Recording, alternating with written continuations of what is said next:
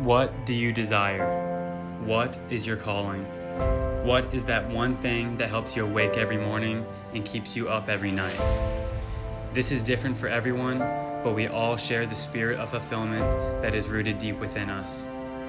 This spirit is the very thing that will bridge the disconnect from your reality and your dreams.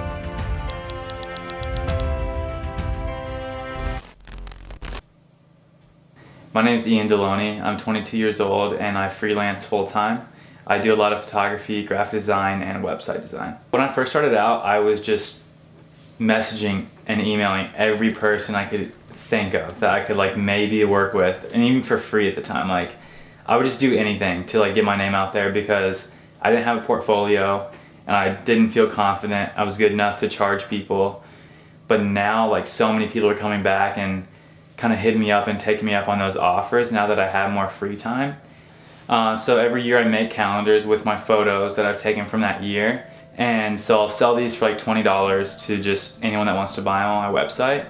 But then every year I'll send 10 to 20 to my biggest role models, my absolute biggest role models, and I'll put a personal note in there that I just hand write on the back of one of the pictures I took, and just kind of talking about why they're a role model to me, why I'm inspired by them. And oftentimes I'll put in about how I can help them out with if they need design stuff or photos or anything.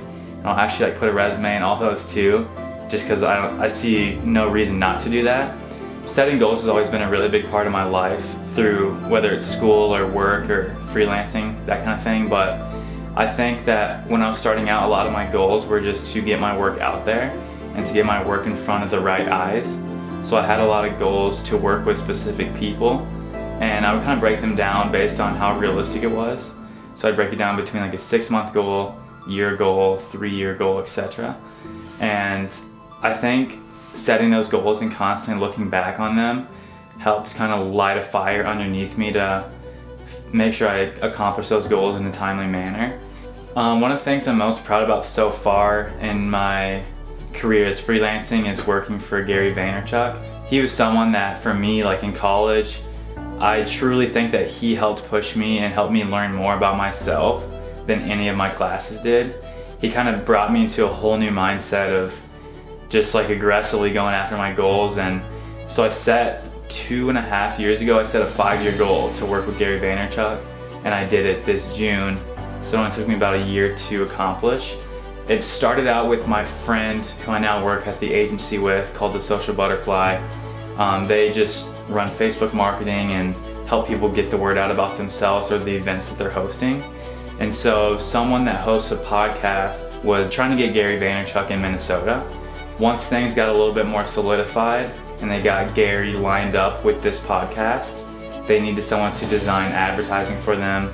So I was on the creative side of that, and I just made 5 designs that I thought would help get people their best. He gave me a couple signed books, which have helped me a lot in my learning process.